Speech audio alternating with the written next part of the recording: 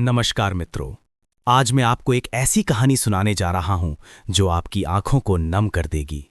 एक ऐसा संवाद जो हजारों साल पहले हुआ था, लेकिन आज भी हर इंसान के दिल को छू जाता है।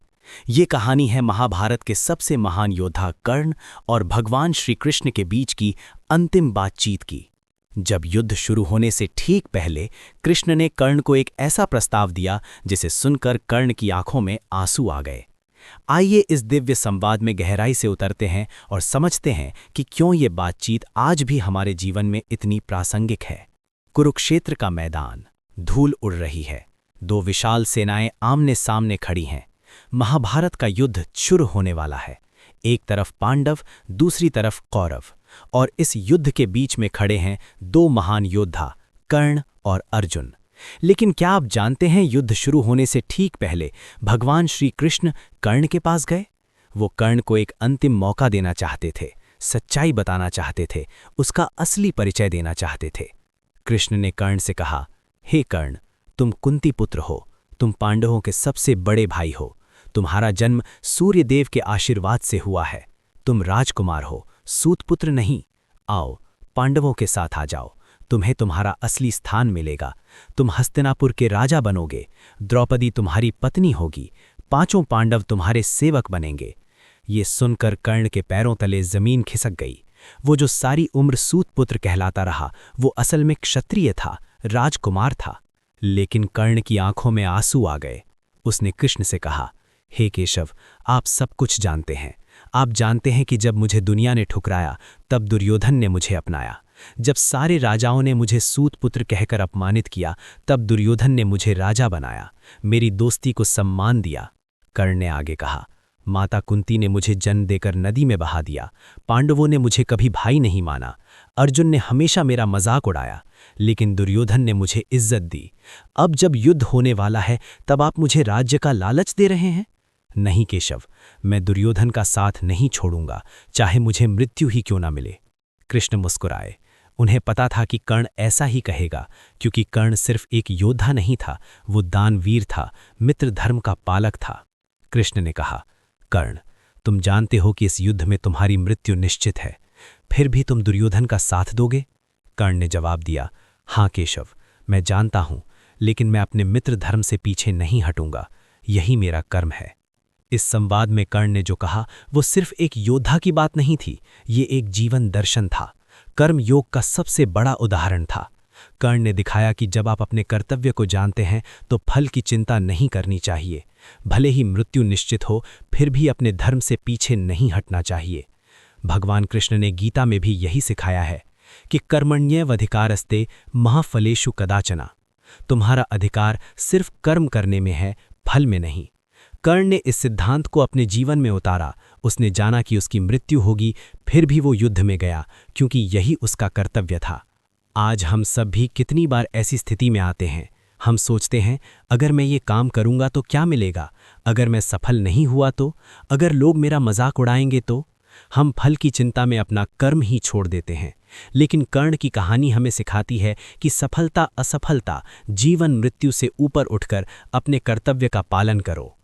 भगवान कृष्ण ने कर्ण से ये भी कहा कि तुम दुर्योधन के मित्र हो, ये सही है, लेकिन क्या तुमने कभी सोचा कि दुर्योधन जो कर रहा है वो गलत है?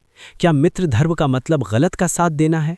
कर्ण ने कहा, केशव, मैं जानता हूं कि दुर्योधन गलत है, लेकिन जब उसने मुझे अपनाया था, तब उसने मुझसे सही गलत नहीं पूछा था, उसने बस मुझे स्वीकार किया था। अब मैं भी उसका साथ दूंगा, चाहे वो सही हो या गलत। ये संवाद हमें एक गहरी सीख देता है। कर्ण का मित्र धर्म अटूट था, लेकिन क्या ये सही था? कभी कभी हमारी वफादारी हमें अंधा बना देती है। हम सही गलत का फर्क भूल जाते हैं। कृष्ण यही समझाना चाहते थे कि धर्म सबसे ऊपर है, मित्रता भी, रिश्ते भी, सब धर्म के बाद आते हैं। लेकिन कर्ण की त्रासदी ये थी कि उसने अपनी पूरी जिंदगी अपमान सहा। उसे हमेशा दूसरों से प्रमाण लेना पड़ा कि वो भी किसी से कम नहीं है, और जब दुर्योधन ने उसे बिना किसी शर्त के अपनाया, तो वो उसका कर्जदार हो गया। ये कर्जदारी इतनी गहरी थी कि उसने अपनी जान तक दे दी। कृष्ण ने कर्ण से कहा, हे कर्ण, तुम इतने महान योद्धा हो, इतने दानवीर हो, फिर भी तुम अपने अहंकार के कारण बर्बाद हो रहे हो। तुम्हारा अहंकार है कि तुम अर्जुन से श्रेष्ठ हो, यही अहंकार तुम्हें मार देगा। कर्ण ने स्वीकार किया, हाँ केशव, मुझे अहंकार है, लेकिन ये अहंकार मेरी पहचान है, मैं इसे नहीं छोड़ सकता। ये बहुत महत्वपूर्ण बात है। अहंकार हमें कैसे बर्बाद करता है।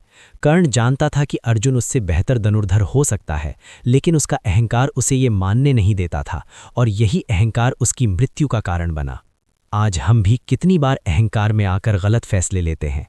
हम सोचते हैं, मैं किसी से कम नहीं, मुझे किसी की मदद नहीं चाहिए, मैं सब कुछ अकेले कर सकता हूँ, और यही सोच हमें तोड़ देती है। कृष्ण हमें सिखाते हैं कि विनम्रता सबसे बड़ा गुण है। अहंकार छोड़ो, विनम्र बनो। कर्ण और कृष्ण की बातचीत में एक और महत्वपूर्ण बात हुई। कृष्ण ने कर्ण से कहा, तुम माता कुंती से नाराज हो, तुम्हें लगता है कि उन्होंने तुम्हारे साथ अन्याय किया, लेकिन क्या तुमने कभी सोचा कि एक युवा अविवाहित लड़की के लिए ये कितना मुश्किल रहा होगा। उसने तुम्हें बचाने के लिए नदी में छोड़ा, मारने के लिए नहीं। कर्ण चुप रह गया। कृष्ण ने आगे कहा, क्षमा करना सबसे बड़ी ताकत है कर्ण। तुम अगर कुंती को माफ कर दो तो तुम्हारा दिल हल्का हो जाएगा, तुम्हारे अंदर का गुस्सा, दर्द सब खत्म हो जाएगा। लेकिन कर्ण ने कहा, केशव, मैं क्षमा करना चाहता हूं, लेकिन मेरा दर्द इतना गहरा है कि मैं क्षमा नहीं कर पा रहा। ये हम सब की कहानी है। हम सब अपने अंदर कोई ना कोई दर्द लेकर चलते हैं। किसी ने हमें ठुकराया, किसी ने धोखा दिया, किसी ने अपमानित किया, और हम उस दर्द को पकड़े रखते हैं। लेकिन कृष्ण हमें सिखाते हैं कि क्षमा करना सबसे बड़ा मुक्ति का रास्ता है। जब तक आप क्षमा नहीं करेंगे, तब तक वो दर्द आपको अंदर से खाता रहेगा। कृष्ण ने कर्ण से कहा कि तुम्हारी मृत्यु के बाद लोग तुम्हें क्या याद रखेंगे, एक महान योद्धा के रूप में या एक जिद्दी इंसान के रूप में जो अपने अहंकार के कारण मर गया। कर्ण ने जवाब दिया, केशव, मुझे नहीं पता लोग मुझे कैसे याद रखेंगे, लेकिन मैं अपने सिद्धांतों के साथ जीऊंगा और मरूंगा। यह बहुत बड़ी बात है। कर्ण को परवाह नहीं थी कि लोग उसके बारे में क्या सोचेंगे, वो सिर्फ अपने सिद्धांतों के प्रति सच्चा था। आज की दुनिया में हम हमेशा ये सोचते हैं कि लोग हमारे बारे में क्या सोचेंगे। हम अपनी जिंदगी दूसरों को खुश करने में बिता देते हैं, लेकिन कर्ण हमें सिखाता है कि अपने सिद्धांतों के साथ जियो, चाहे दुनिया कुछ भी कहे। कृष्ण ने अंत में कर्ण से कहा, हे कर्ण, मैं तुमसे अंतिम बार पूछता हूँ, क्या तुम युद्ध से पीछे हट सकते हो? क्या तुम अपनी माता कुंती से मिलोगे? क्या तुम अपने असली भाइयों को पहचानोगी? कर्ण की आंखों में आंसू आ गए। उसने कहा, केशव, अगर मैं ये सब कुछ पहले जान लेता तो शायद मेरी जिंदगी कुछ और होती, लेकिन अब बहुत देर हो चुकी है। मैंने अपनी राह चुन ली है, अब मैं पीछे नहीं हटूंगा। कृष्ण ने कर्ण को गले लगाया। उन्होंने कहा, तुम सच में महान हो कर्ण। तुम्हारी वफादारी, तुम्हारा दानवीरता, तुम्हारा साहस, ये सब इतिहास में अमर रहेगा, लेकिन तुम्हारी जिद भी तुम्हारे साथ ही मरेगी। और ये कहकर कृष्ण वहां से चले गए। ये संवाद सिर्फ एक कहानी नहीं है, ये जीवन का सबसे बड़ा सबक है। कर्ण की जिंदगी हमें सिखाती है कि कभी-कभी हमारी सबसे बड़ी ताकत ही हमारी सबसे बड़ी कमजोरी बन जाती है। कर्ण की वफादारी उसकी ताकत थी, लेकिन वही वफादारी उसकी मृत्यु का कारण भी बनी। भगवान कृष्ण हमें सिखाते हैं कि जीवन में संतुलन बहुत जरूरी है। वफादारी अच्छी है, लेकिन अंधी वफादारी खतरनाक है। आत्मसम्मान जरूरी है, लेकिन अहंकार विनाशकारी है। अपने सिद्धांतों पर टिके रहना सही है, लेकिन जिद करना गलत है। आज हम अपनी जिंदगी में देखें तो हम भी कर्ण की तरह हैं। हमारे पास भी अपने दर्द हैं, अपने अहंकार हैं, अपनी वफादारियां हैं, लेकिन हमें सीखना होगा कि कब रुकना है, कब माफ करना है, कब अहंकार को छोड़ना है। कर्ण की कहानी हमें ये भी सिखाती है कि हर इंसान अपनी लड़ाई लड़ रहा है। हर किसी के अपने दर्द हैं, अपनी मजबूरियां हैं, इसलिए किसी को जज मत करिए, किसी का मजाक मत उड़ाइए। हो सकता है कि वो भी कर्ण की तरह अपने दर्द से लड़ रहा हो। भगवान कृष्ण ने कर्ण को एक मौका दिया था, अपनी जिंदगी बदलने का मौका, लेकिन कर्ण ने नहीं लिया। आज भगवान आपको भी मौका दे रहे हैं। इस कहानी के माध्यम से, इस संदेश के माध्यम से, ये मौका मत गवाइए। कर्ण की वफादारी अमर है, उसका दान अमर है, उसका साहस अमर है, लेकिन उसका दर्द भी अमर है। और यही सबसे बड़ी त्रासदी है कि एक इतना महान इंसान अपने दर्द के कारण अपनी असली पहचान से वंचित रह गया।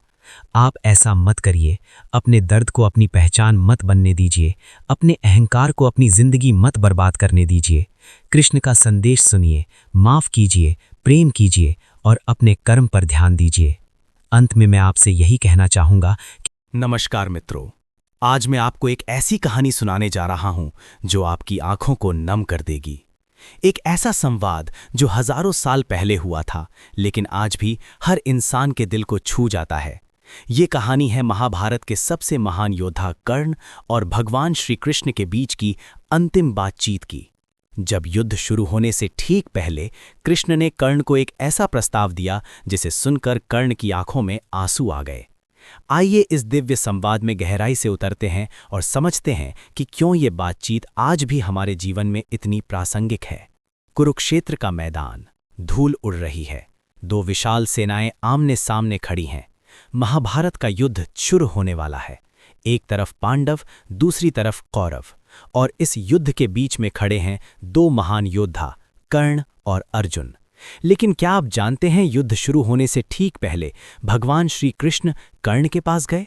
वो कर्ण को एक अंतिम मौका देना चाहते थे, सच्चाई बताना चाहते थे, उसका असली परिचय देना चाहते थे। कृष्ण ने कर्ण से कहा, हे कर्ण, तुम कुंती पुत्र हो, तुम पांडवों के सबसे बड़े भाई हो, तुम्हारा जन्म सूर्यदेव के आशीर्वाद से हुआ है, तुम राजकुमार हो, सूतपुत्र नहीं। आओ,